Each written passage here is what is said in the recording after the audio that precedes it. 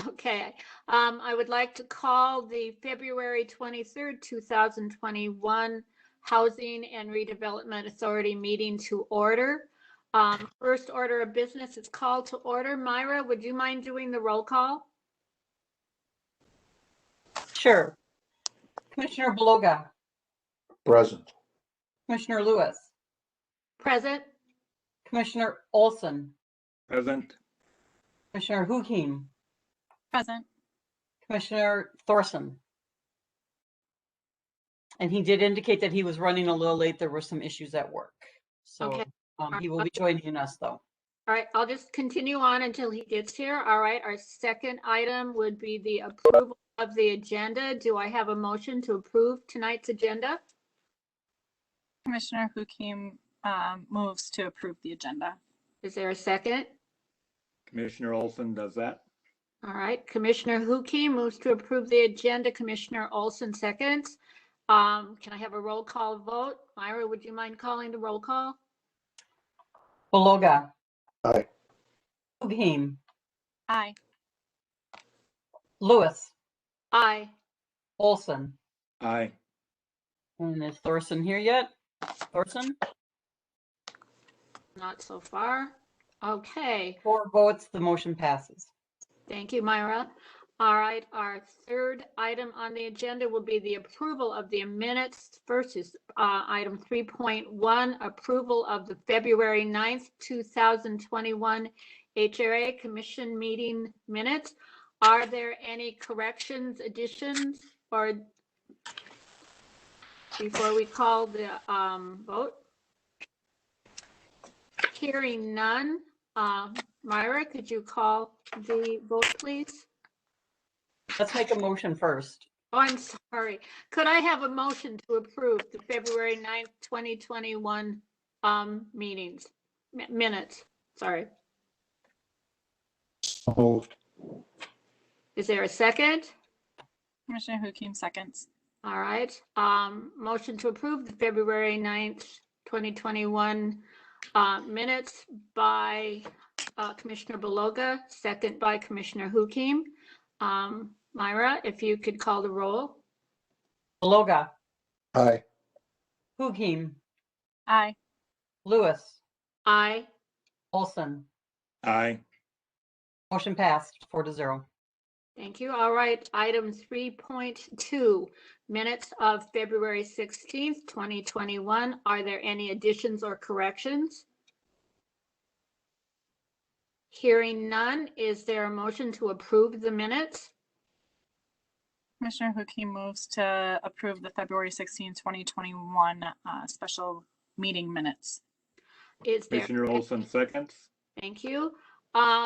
Motion to approve from Commissioner Hukim, second from Commissioner Olson. Myra, would you call the roll, please? Beloga. Beloga is abstaining because I was not at the meeting, so. Thank you. Hukim. Aye. Lewis. Aye. Olson. Aye. Motion passed 3-0 with 1 abstention. Thank you. All right, on to item number 4, new business. Item 4.1, approval of the 2021 home program funding agreement with Senior Community Services. May we have the staff report? Good evening, Commissioners. Brian Hartman here. Tonight, we have kind of an annual item with for your approval, and that's the 2021 Home Program Funding Agreement with Senior Community Services. As you know, we support Senior Community Services through funding by the HRA, which is what we're seeking approval for tonight, as well as through our CDBG program. So this is the second piece of that, and this runs on a calendar year, this agreement. You have already approved the $26,000 in your 2021 budget. You did that last fall, but this formalizes the agreement. It also sets out the terms of number of people served and how the payment will be made. One change that has been made, and it also has been made in the CDBG contract that was previously approved, was to go to a grant-based payment system rather than a fee per hour reimbursement system. This is something that SCS had asked for, and we have made that accommodation. We have representatives from Senior Community Services here tonight. We have Deb Taylor, their CEO, and also John Burkow, their program manager for the home program. They have a presentation for you tonight, a short presentation. There's also a flyer that we included in your agenda as well, a one-pager. So Deb, would you like to take it off? I would. Well, thank you, Brian. Yes, as Brian said, I'm Deb Taylor. I know some of you and some of you are new, so very nice to meet all of you. I have 3 things to share with you. Number 1 is that Senior Community Services has been around for 71 years. We are a nonprofit, and I've been with the agency for 12, going on 13 years. And when I first started, your former Bloomington mayor, Gene Winstead, was on our board. And so we've had a good relationship, a great connection with Bloomington over the years, and are excited to be here with you tonight. The second thing I want to talk about is that over the years, Senior Community Services has adapted our services to meet the needs of the changing older adults in our community, and also the families, the family caregivers who provide support. You all received this one-pager, and so I won't go into a lot of detail on the services, but know that early on in 2020, when COVID hit, we immediately started to adapt and respond. And John will talk more specifically about the home program and how we did that. But a big piece for adapting and responding in the other areas have been through technology. And, you know, there's this myth that there aren't very many older adults on technology, and we have to say that we disagree with that. There are many folks that have access to technology, but maybe don't have the ability to use it or haven't learned how to use it. And John will talk a little bit about that too, as what's coming up in the next year through the home program in Bloomington. Lastly, I just wanted to share with you that our funding for our agency, we run about a $2 million budget. Our funding for our agency comes about 50% from government, 25% from fee for service. And that's the fee that people pay on the sliding fee scale for those that can afford to pay. But nobody is turned away for inability to pay for the service. And then the other 25% is from grants and from individual giving. And so I just would like to end by saying thank you to Bloomington. Thank you to the Bloomington HRA for continuing to prioritize older adults in your giving. You know, Bloomington is really a neat place. It's a community for all ages, and we're just really privileged to be able to partner with you to serve the older adults in Bloomington. And so I'm going to turn it over to John, and he's the director of the home program. Thank you, Deb. Can you guys all hear me okay? Yep. Good. So you'll see in the upper left corner of the screen right now, it kind of outlines our services. And for those of you who may not be as familiar, we basically help people with lawn mowing, snow shoveling, minor repairs, painting, and then we also offer free safety checks. We do a lot of work around adding grab bars, checking smoke alarms, that sort of thing. I think it probably goes without saying that last year was challenging, to say the very least. You know, we got affected by the shutdown like everybody else. We had to go to working remotely, and O'Brien and I have talked about that when we've met. So we did that pretty rapidly with our staff. We did suspend our indoor services briefly during the initial shutdown, and that was kind of out of just abundance of caution. There were still a lot of unknowns about COVID and kind of what was happening. But we continued the outdoor services. once the stay-at-home order was lifted, we resumed our indoor services, cleaning and repair.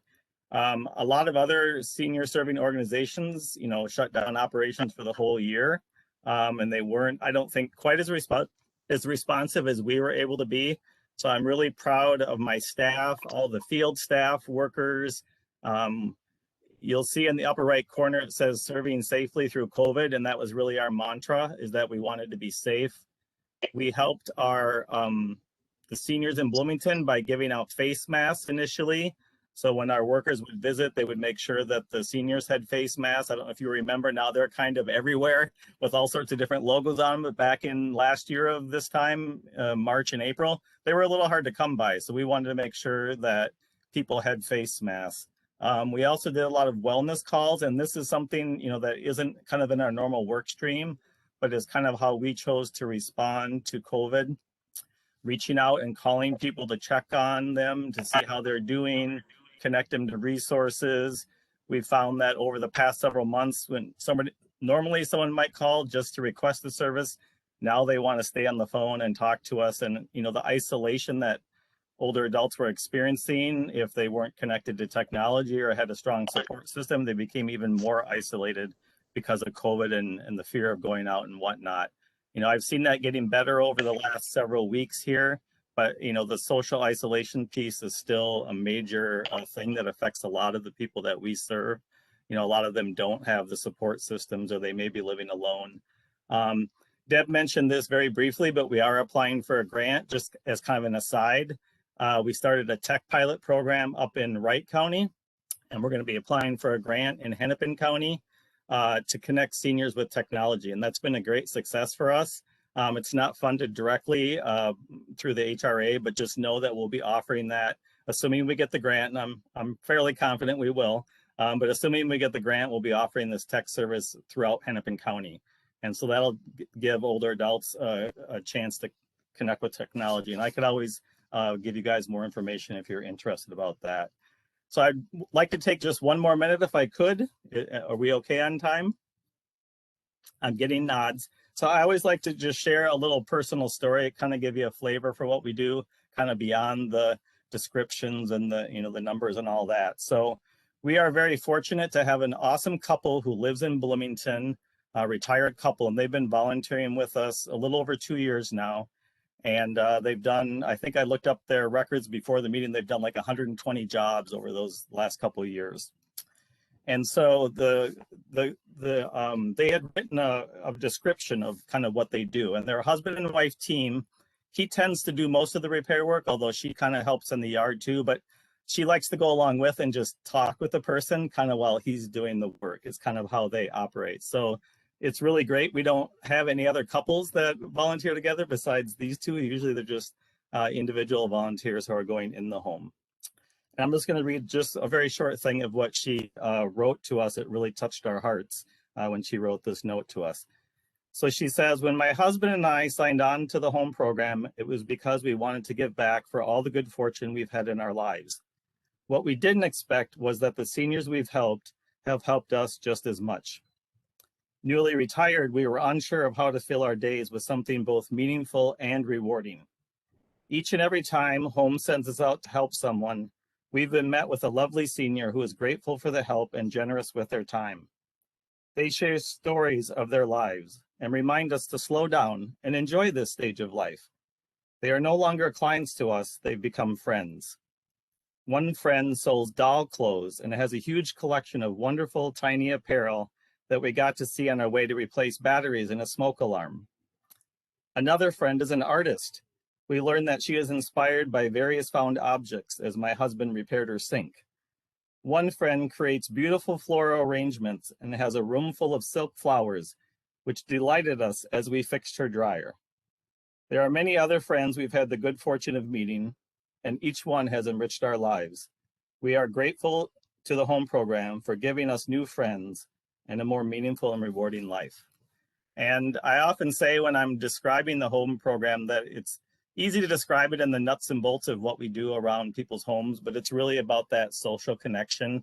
And I think that's what at Senior Community Services we're all about, is connecting with people, connecting volunteers to people, we connecting to older adults, but it's about that human connection that really, I think, is what brings me to work every day. And I think I could speak for my coworkers, is really what's rewarding for us, just to see how we can make friends and make those connections. And, you know, we're fixing the dryer, mowing the lawn while we're doing that. So that's a really great opportunity for us.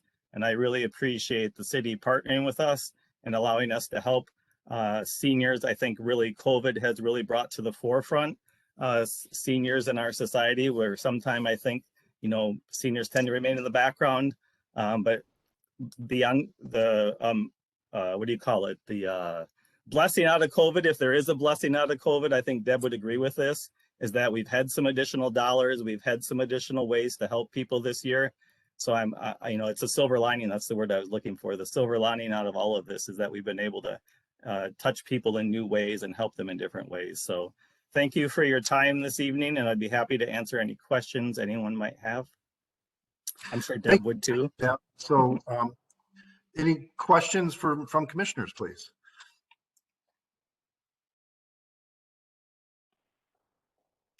I've left them speechless, Deb. You'll have to write this down. That Nicely done. Well, it's always, yes, Jack, go ahead. Excuse the interruption, but I see that John was trying to flag us down. Yep. Oh, I'm sorry, I didn't have John on my screen. Go Okay. ahead, John. All right. Thanks, Commissioner Beloga. And thanks, Deb and John. It's a wonderful program. And I can really relate. I think all of us who have volunteered have individual stories of how much need there is out there for connection, as well as the physical or whatever other kinds of help. And I also have a question. I believe in our packet, there's an agreement that has quite a few edits, and I assume that that's just you know, catching up with getting things right. But if you either of you want to make some comment about that, please. Sure, and I see Chair Thorson has joined us. Commissioner Olson, the large number of edits were made as a result of a few things. First of all, this agreement had not been reviewed for a number of years by our general counsel, but it also comes in line with the CDBG funded side of the home program. So as I mentioned in the beginning, we provide funding both through the CDBG program, which is the city funding, and also through the HRA. So when this contract went through revisions at the city attorney's office, they made a substantial number of changes. And when Carla reviewed it on behalf of the HRA, she also made those changes to bring them into compliance, so that they agree with each other and have the same language. So we don't anticipate having such dramatic amounts of changes. Substantively, it's all the same, but it's just a matter of the language that the attorneys approved. I inferred what you've just said, but good to hear that. Thank you. Any other questions? Any other Commissioner Beloga? Thank you, Mr. Chair. Brian, I believe that, and it was a couple days ago that I read it, that the staff report said that there were 62 households in Bloomington that were provided assistance by the home organization. And is that correct? Correct. So that in 2020, there were 62 unduplicated households in Bloomington served through the home program. And that seems to me shockingly low. And I wonder what we can do to get the word out, because I know that there are so many seniors today who were on waiting lists to go into not assisted living, but independent living facilities. And with the advent of the COVID pandemic, have removed their names from those lists. And there has to be a great number of people out there who can use and really need service. And I'm wondering how we can increase the visibility of this program to that population. And I'm not just asking you, I should be asking Deb and John too, because whatever we can do to help people age in place, I think is beneficial both to those community members and the community at large. So whoever wants to respond, please feel free. I can respond. This is Deb. Yeah, we have over the years been more program people than marketing. But what we have discovered and to your point is that, the programs are great, but how can we reach the people that really need the service? And how can we incorporate some for-profit thinking, if you will, into our the way that we do things with marketing? And so I am pleased to say that I have hired a marketing coordinator that started back in October. And part of her charge is helping to get the word out to the folks that would benefit most from our services. Now, there's a lot of ways to get the word out through technology, but not everybody uses technology. We've worked with Brian to go through, is it the local TV station to do, we've been interviewed in the past. We would love that opportunity to do that again. Our marketing coordinator is going to connect with the city newsletter to see if we can't get an article in there more on a regular basis if possible. And if there's any way to get like our materials into like a utility bill for seniors or some other way, we would love that opportunity. We've connected with Metro Meals on Wheels or with Meals on Wheels in Bloomington to get information to those folks. And so we've tried some things, but we're really ramping up to have a more systematic approach to it. So, but those are just some of the ideas that we have, and that we are definitely open to suggestions that you have for us. Well, Deb, you covered the majority of them, and that was the cable network, the in-house cable network, and the city's newsletter, The Briefing. And Brian, I know will carry those spears through the organization and help you get greater publicity. And if there's anything I can do, feel free to reach out to me. John, I thought the initiative to add technology to the menu was an outstanding one, because I know that many people have hesitancy as they age with technology, and I might even include myself on that, because I currently had a computer problem today, and I'm having I'm restoring my computer from the cloud backup system. But the folks tell me that I need technology assistance. So if you're looking for a referral, and somebody who can tout the benefits of Home's technology offerings, I'd be happy to do that if we can make an arrangement here. So I will say that we're offering, I know we're on a WebEx platform here, but we are offering free Zoom 101 classes. Anybody can take those, even though the grant hasn't been started yet in Hennepin County. We're offering those. So I can give information to Brian if any of you are curious about that. And we also have a new website, minnesotaseniorcenter.org, that has a virtual programming page, and you'll see the Zoom classes offered on that page. But anybody can sign up for those Zoom classes. In fact, I sat in on one last Friday, and I thought I knew everything about Zoom, but I learned a few things. So my program coordinator up in Wright County has a tech background. He ran his own tech company. So he's kind of spearheaded the effort with technology, but It's been very well received up there, and a lot of people are signing on to the classes, going to the website.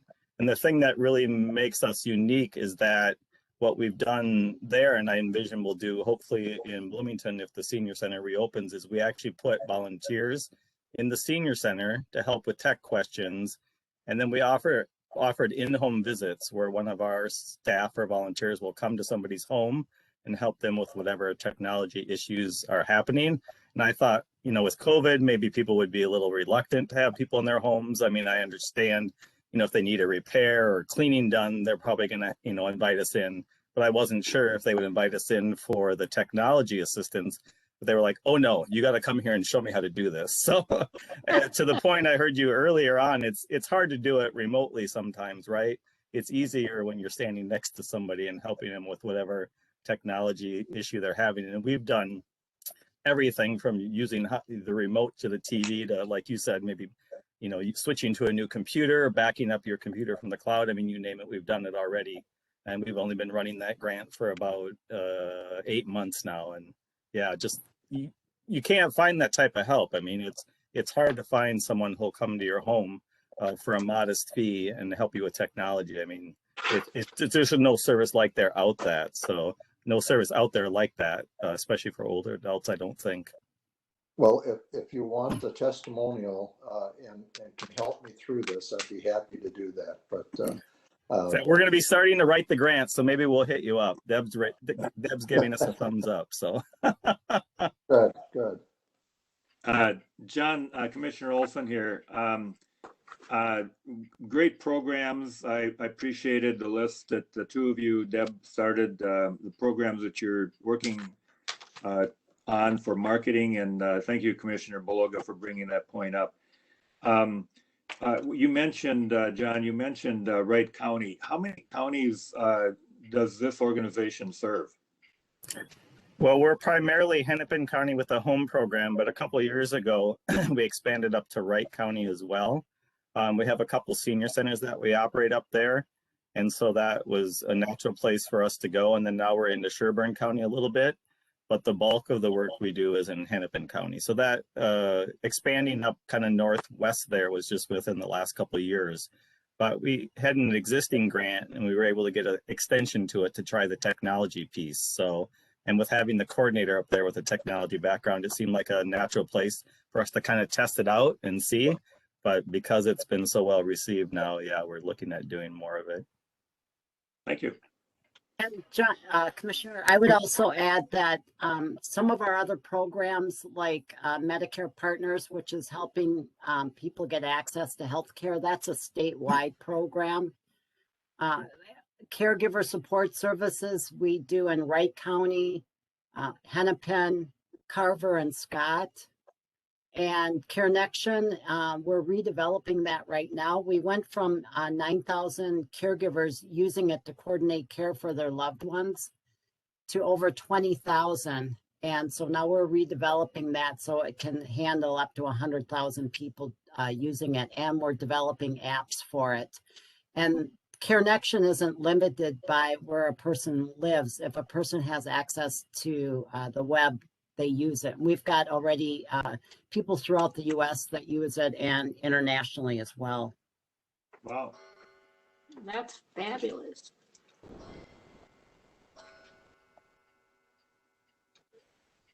Commissioner Hughey, I saw your hand.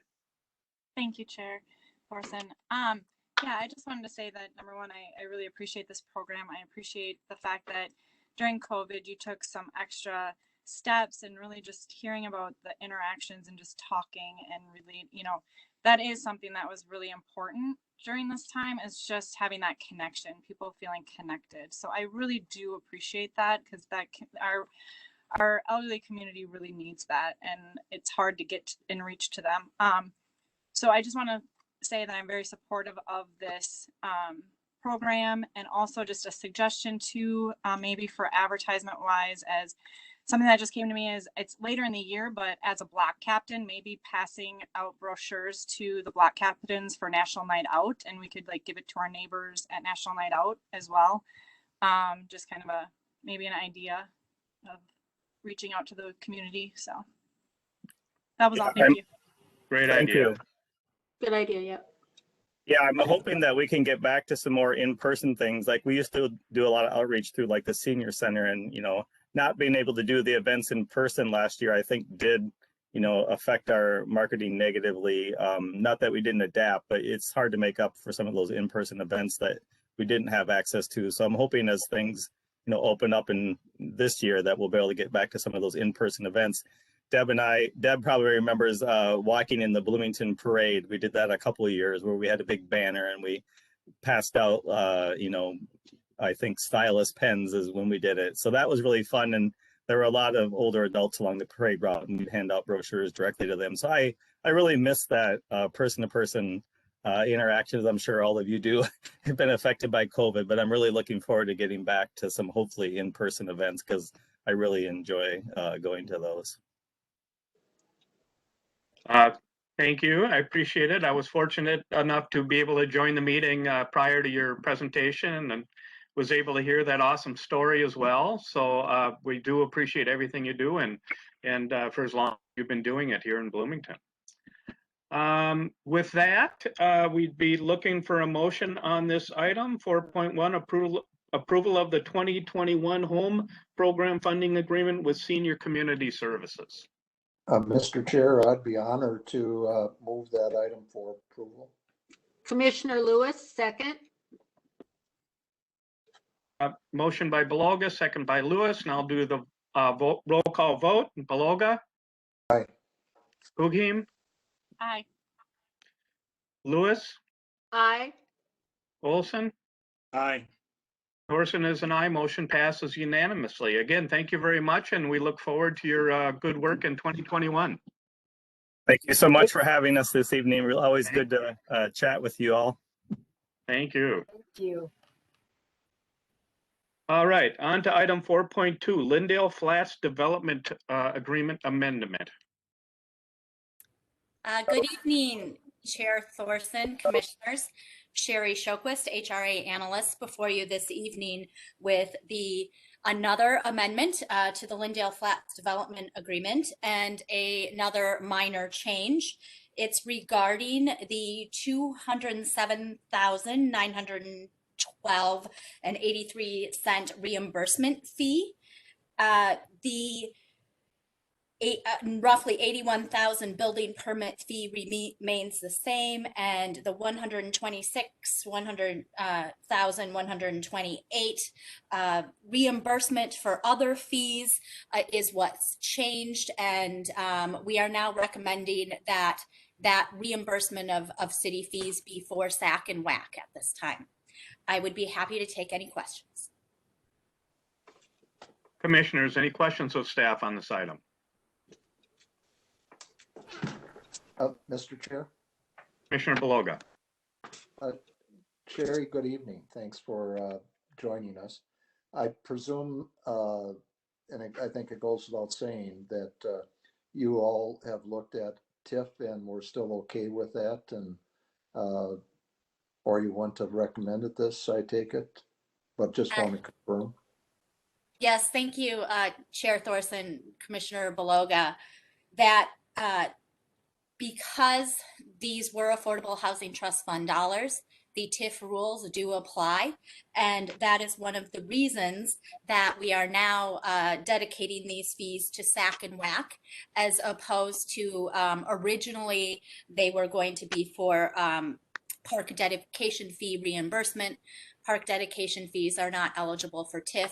So we're shifting the committed funding under the development agreement to SAC and WAC. And recommend that the HRA approve this amendment. Thank you much. Commissioner Lewis, did I see your hand up or no? No. No, no questions. Anyone else? Anyone else? If not, we'd be looking for a motion on this.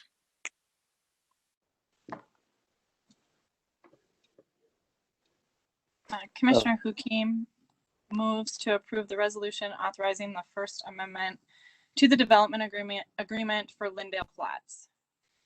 Second, Beloga. Motion by Hughim, second by Beloga. Now for the roll call vote, Beloga, Aye. Hugi, Aye. Lewis, Aye. Olson, Aye. Thorson, aye. Motion passes unanimously. On to organizational business. Item 5.1, notification of the HRA annual meeting. Good evening, Erica Coleman, HRA Administrator. Good evening, Chair Thorson and Commissioners. This is just the notification of the HRA annual meeting, so there is no action requested. Just to follow up and say that the date has been set as approved by the Commissioners, that it will be March 9th at 5:30 p.m. The following topics will be addressed at the HRA annual meeting: election of HRA officers, designation of regular meetings, dates, place, and time, official depositories of HRA, that may be plural, so I want to call that out, EFT designation for 2021, the investment brokers of the HRA, designation of the official newspaper, amendments of the HRA bylaws, approval of the annual report, establishment of committees if necessary, and designation of commissioners' committee assignments if establishment of committees are necessary. This is not a comprehensive agenda that says these things will only be on the annual meeting agenda. It's just an idea of what is covered at the annual meeting. Some of these things may not be on there, like I mentioned, establishment of committees, as they may not apply. And some additional things may be on there, such as out of the bylaws, there is discussion to create policy. And so the policies would move forward with the bylaws at the annual meeting. I will stand for any questions. Thank you. Are there questions of staff on this one? Any questions? Again, this is for information only at this point. The annual meeting is set then for March 9th. On to item 5.2, HRA Commission bylaws. Thank you, Chair Thorson. Erica Coleman, HRA Administrator. Speaking of the bylaws, we had some really great discussion and meetings, staff and the Board of Commissioners about the bylaws. And so those meetings took place at regularly scheduled meetings on January 26th and February 9th. And we walked through each section of the bylaws, heard advice from legal counsel and staff regarding any proposed changes, and continued the discussion. Attached is a red line version of the bylaws that includes the input, discussion, and points of clarification, as well as a clean version. The bylaws, red line and clean version, have gone through the review by legal counsel to make sure that they are in alignment with statutory requirements for the creation of the HRA, as well as attachment of policies and procedures. So if you'll see, there's a lot of attachments here. What I was thinking was, because we did dive into the bylaws, is that I would provide all the policies that have been approved or are in use by the HRA. And so those policies that are in use by the HRA, that have been approved by the HRA, and or a city policy, which the staff services contract reflects that we would align with city policy and use city policy where necessary, are the investment policy, the purchasing policy, the respectful workplace policy, also known as the sexual harassment policy, the public purpose policy, and the procurement policies and procedures, which actually is an HRA policy that was adopted and updated last in 2013. And then the Affordable Housing Trust Fund policies and procedures, the HRA board has already approved this policy, but I added it because it's a policy. The new policy that is in your packet for review at this time, to have discussion and to approve after any changes, any recommendations at the annual meeting, is the meeting policies and procedures. This was a request by the commissioners for the agenda items and the types of meetings that we conduct, to pull those out of the bylaws and put those in a separate policy where it will be easier to change and update if need be. This policy was reviewed by legal counsel, and there are a few things that I just want to touch base on real quick. One, there has been a question about the HRA Board of Commissioners. What are you? Are you a board? Are you a commission? You are a board of commissioners. So that is the proper and legal from the advice of Carla. So you are board of commissioners. That is now the name that we will use and reflect that when we put in documents or contracts. So we may call you board for short, but you're a board of commissioners.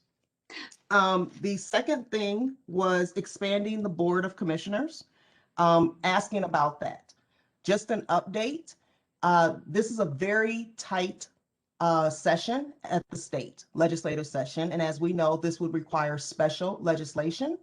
The committee assignments are, the committee schedule, is very tight right now. And we would like to allow time to have a full discussion with the city council and to understand how different things are happening with other boards and commissions under the city charter.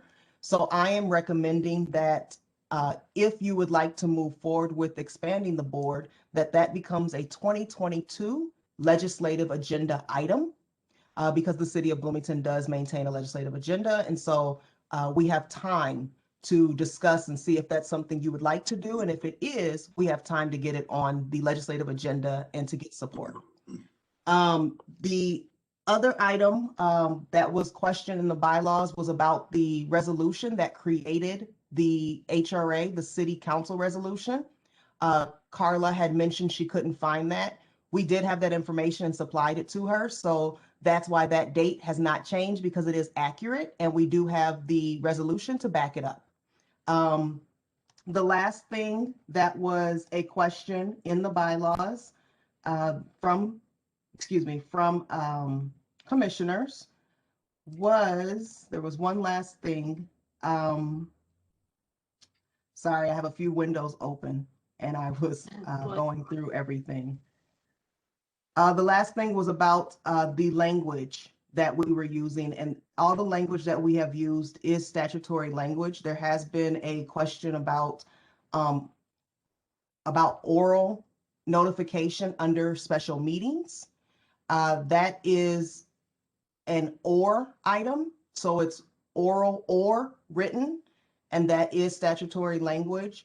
However, to be clear, that is only for residents or people that have signed up to be notified specifically about a special meeting. So that is not something that just has to happen for the public. It's for people who have specifically signed up for that. And as of today, we don't have anyone signed up for notification, special notification of special meetings. We can go on to the policy. I've talked quite a bit and there may be some questions. So I want to pause here, Chair Thorson, to see if any commissioners have any questions, thoughts, or ideas. Commissioners, are there any questions? Commissioner Beloga, I see your hand right away. Thank you. Just a technical point. I don't have all of the attachments, so that must have got uploaded at a later date, and I can just go back and re-access that and get all those policies then. That's correct? I see Arisha shaking her head in the affirmative. Commissioner Beloga, that is true. Those were uploaded around 4:30 this afternoon. So if you went back into Grandkiss, they'll be there. I wondered if I just had missed it earlier or what it was. So no, Chair Thorson, Commissioner I was curious Beloga, about that as well. Chair Thorson, Commissioner Beloga, my bad. That's on me. I was having council review the policy first, and I did not want to upload anything that didn't have council's sign off on it. And I knew tonight was just informational, but I wanted to get it to you before the annual meeting information packet. And so that was why it was uploaded late, and I should have opened with that. So excuse me for that. And it's not on you. I know you had technological issues, but this was not your issue. Well, my issue's with my computer, not my iPad. So, Yeah, okay. in fact, I've only got 20 hours more of restoration to wait out here. Mr. Chair? Commissioner Olson. Thank you. Erica, I'm wondering if we could, I noticed that they weren't on, I download and use the packet from the city website. So is there a way for us to be given these? Would these normally be also posted then with the public? And so prior to our next meeting, when we deal with these kinds of things, they would be available. Thank you, Chair Thorson. Commissioner Olson, absolutely. I can just simply email all of these to the Board of Commissioners so I can make sure you have it. And it also will be included in the next packet for the annual meeting for the public. As a member of the Board of Commissioners, I appreciate that. Thank you. Thank you. Thank you, everyone. Thank you, staff. Anything else that anybody wants to chew on a bit before we deal with that at the annual meeting? These were enclosed for us to look at in great detail prior to the next meeting, so that we all are well informed of what we're being asked to approve, or what we have asked for. I must say, with the bylaws. But having said that, any other questions or comments? Thank you, Mr. Chair. Commissioner Olson. Thank you again. Erica, you commented about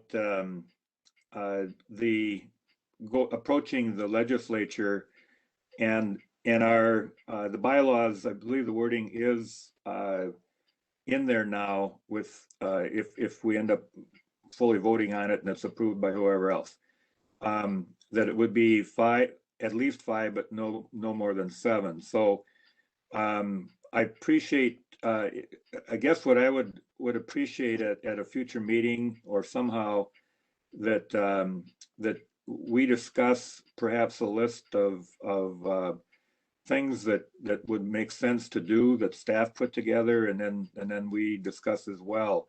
But I would like to see that big picture. Waiting until 2022 makes sense in terms of us getting prepared and understanding the rationale and the ins and outs. But also having a chance. We've talked about the importance of lobbying our legislators. And so if we could have some kind of a timeline or something like that in the future, I would appreciate that. Thank you.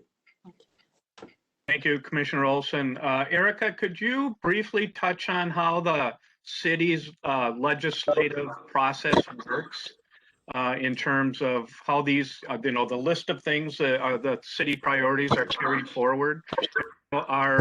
Should we decide to move forward, how that would fit in with such a legislative effort? Just briefly. Absolutely. Thank you, Chair Thorson, Commissioner Olson. Absolutely. So the city does have a standard legislative agenda that we start drafting a year or two in advance. And so that is an initiative led by Shane Rudling, which is the Port Authority Administrator, in conjunction with the city manager. And so the legislative agenda is put together at the city level after working with division and departmental and city leadership, recognizing the priorities of the city council, as well as what is needed. So case in point, we have we have a request to the legislature as the HRA for redevelopment TIF districts for 98th Street in Aldrich and 700 American, which would be for developments. And so how that process happens is there is a regular delegation that city leadership and/or Shane actually meet with more often than not. And so when the legislative agenda is put together, those conversations are had, ongoing conversations are had, attention is being paid to other bills that are being proposed and passed, and we're working with other advocacy and city organizations, as well as county and state organizations, as well as the federal government. So we do have meetings with our federal congressman, Dean Phillips, and representatives. So in brief, that's an ongoing process that never stops. And we will bring forward in the strategic plan from the items that were mentioned by the commissioner, high-level items around lobbying and legislative practices for the priorities set by the HRA. Thank you. Commissioner Olson. Commissioner Olson, I think you're muted.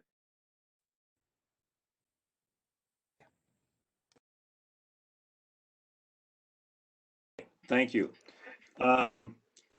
This is a bit out of order, but we've talked a little bit about how we are, we are a board of commissioners, and I noticed that I've used first name a couple of times, and I maybe not to put it into anything really formal necessarily, but maybe we need to have a conversation about proper addressing so that, for example, you would be Administrator Coleman, and we oftentimes do say Commissioner and then use last name. So maybe some brief discussion now, but otherwise maybe put it on our table in terms of how we deal with each other. Thank you, Chair Thorson. Commissioner Olson, that actually is item 5.1 in the agenda, Robert's Rules of Order. So that is a part of it. A part of Robert's Rules of Order is how we address each other, how we open and close public comment periods or public hearings, how we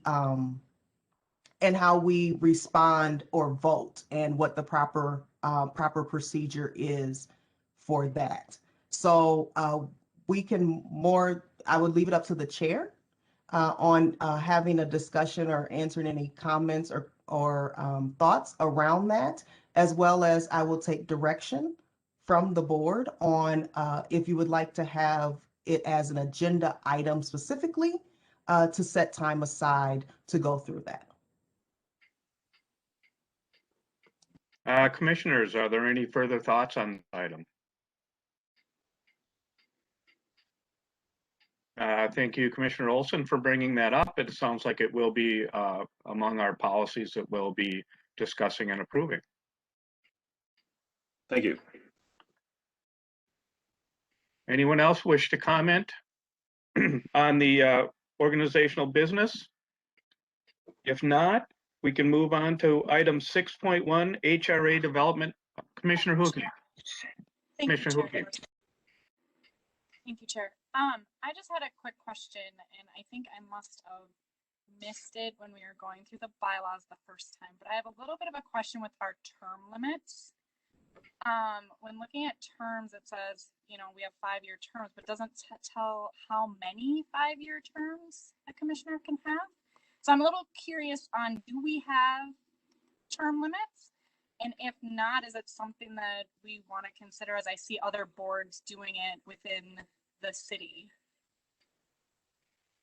Thank you, Chair Thorson. Commissioner Huheen, you absolutely can have term limits.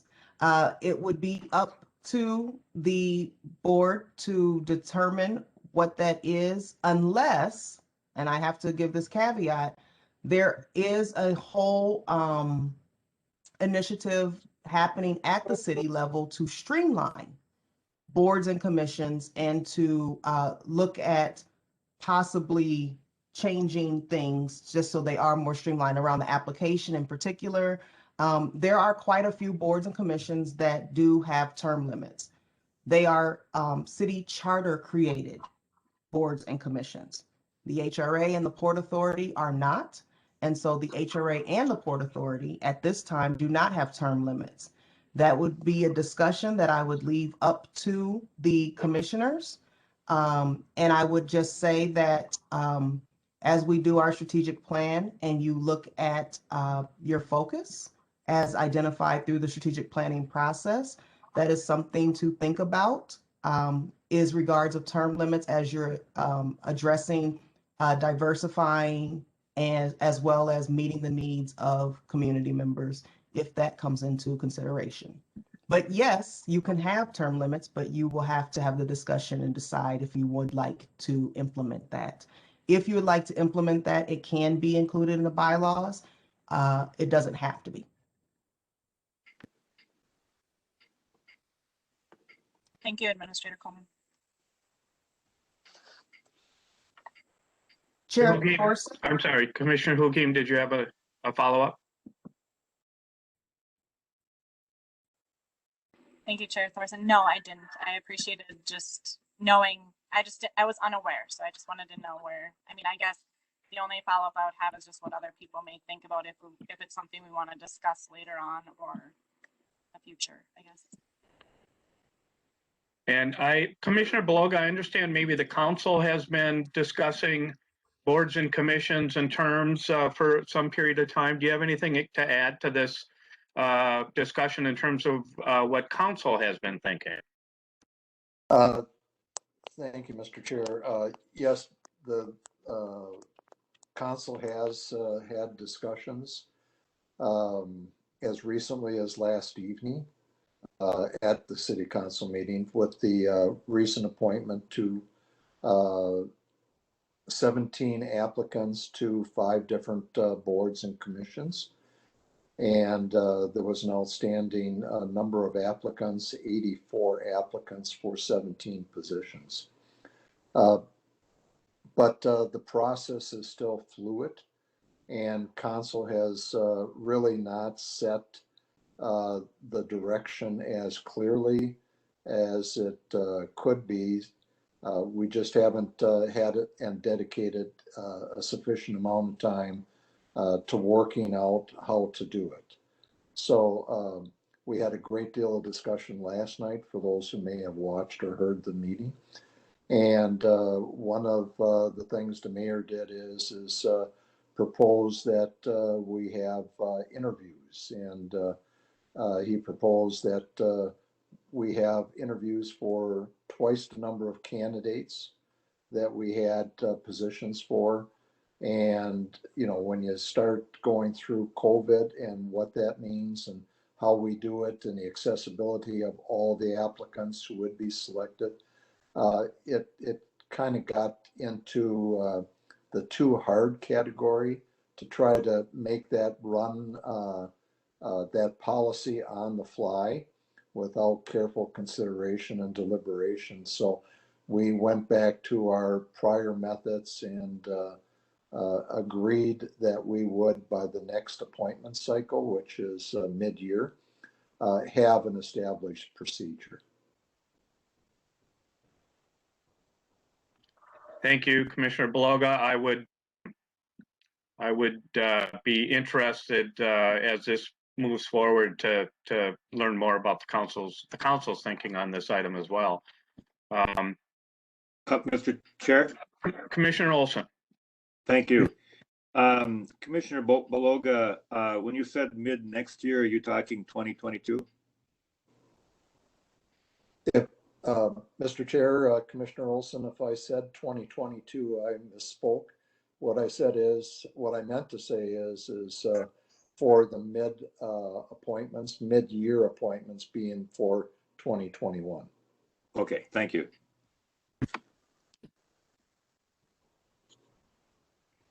Chair Thorson? Yes. This is Erica Coleman. I just wanted, before we move on, I wanted to move, just bring to the attention in the meeting policies and procedures document that was put together. There are 2 new items or 3 new items that were not previously discussed. And so I want to just highlight them. That is attendance, absence, and removal. These, the wording used is the same wording from the city charter, boards, and commissions. But it was nothing, it was not anything included in the HRA Board of Commissioners documentation. And so I want to make sure that commissioners are aware and that you have ample time to review, comment, ask questions, and provide any feedback around this inclusion of attendance, absence, and removal in this policy. And once again, for clarification, this is a policy item and not a bylaws item, correct? That's correct. Thank you. Is there any further discussion? If not, on to item 6.1, HRA development updates. So Chair Thorson, there is a update. We did the I'm sorry. I think we skipped ahead an agenda item. We did. Yep.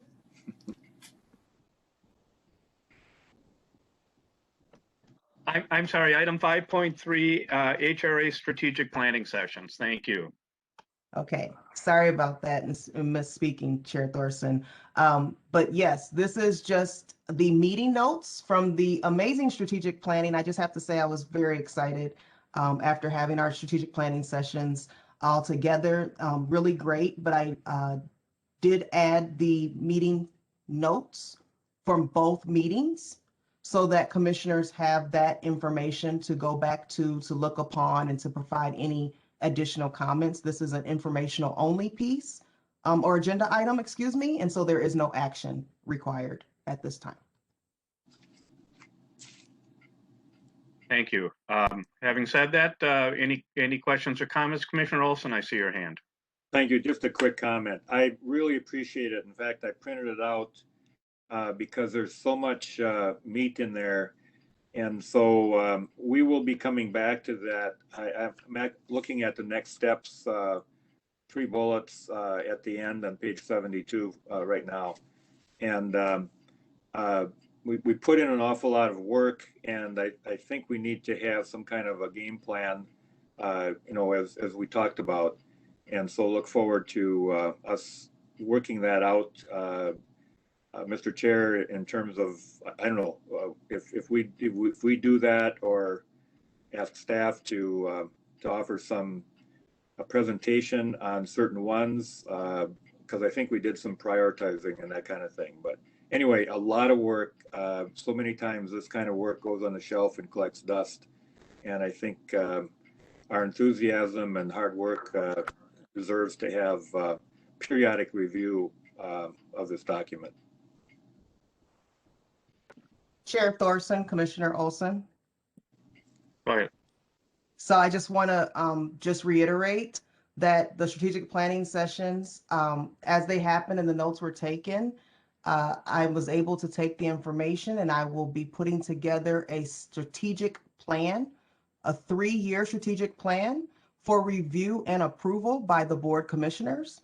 In addition to that strategic plan will be a 2021 annual plan to guide the work based on the prioritization, the comments, the feedback, everything that was discussed and heard. So it's now on me, and that is what is going to be presented at the annual meeting, and there will be a presentation of that, as well as like one-pagers and whatnot, so that you can review and comment and see. But it should, or it will, include everything that was discussed, and it will be in an order for short-term and long-term goals as was requested. Thank you. Thank you, Administrator Coleman. I didn't hit unmute fast enough. I meant to jump in and indicate that you were taking the ball from this point and drafting for our future comments. So thank you very much for that. Any further questions or comments on this item? If not, we'll move on to item 6.1 finally, or now in the right order, HRA development updates. Thank you, Chair Thorson, Commissioners. There are no major new updates since the last meeting. However, if you are interested, I would be happy to give a lease-up report on the district. Thank you. Commissioners, would you like to hear the report? I think I would. Great. I see some nods. Thank you, Chair Thorson. As we are all aware, the district is going full steam ahead. The East building was completed in February and received its certificate of occupancy and will begin leasing as of March 1, if not sooner. Tenants have the option to move in sooner. This includes 123 units. Of those, over half are already leased. 65 units are leased. 58 of those are market rate and 7 are affordable, meaning that they are leased to our Section 8 tenants. The West building that is expected to be completed and leased up by June 1st already has 2 of our Section 8 tenants planning to move in June. So we will be bringing more information about this project back to the board at some probably in the second cycle of April. And we'll be planning for the board tour and the media announcements and any celebration with the completion of the final building likely in September of this year. Thank you. Any questions? That is awesome news. I still remember when we were looking to acquire some auto dealerships to make this happen. So very exciting to see. And I think it's indicative of really how long it takes to complete some of these projects, assemble land, find developers, and deal with financing. It is a very long-term and it takes vision, and I just really appreciate all the efforts of staff and former board members and current board members in helping to make these things continue to happen. Commissioner Beloga, did I see your hand? Thank you, Mr. Chair. I did. I wanted to share and then ask staff to provide some feedback. Late yesterday afternoon, I received an email from Charles Burdick of Storefront Development regarding Lindale Greens. And it's very short. He says, "Thank you for your interest in the project. Last fall, we were unable to reach terms with the city for the sale of the land, and therefore they've suspended their efforts in pursuit of the project." And some other things. So I thought that staff could provide some background to that, because I'm reasonably certain that some member of council will ask about that at possibly the next council meeting. So I would like to have some depth of understanding. Thank you. Thank you, Commissioner Beloga. We will follow up with you. It is Lindale Greens. Chair Thorson. Administrator Coleman. Real quick, I just wanted to provide, staff has done an amazing job with the district. The district does have 20% of their units affordable at 50% area median income.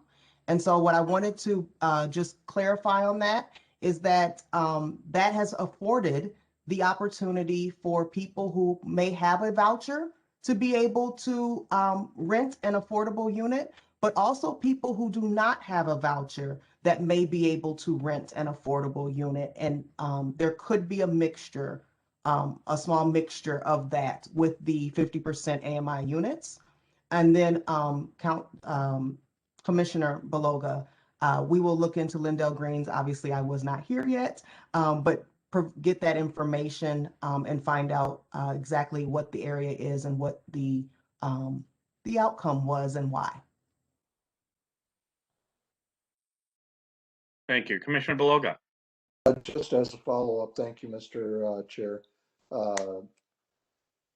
What the request is to, gain understanding of, what the stumbling points were, not to look at pointing fingers and saying that it's our fault, their fault, anything like that, but just to get an understanding of where the accommodations could not be reached on both sides. Thank you, Mr. Chair. Thank you for the clarification. Are there any further questions or comments on the agenda item? If not, we'd be looking for a motion to adjourn.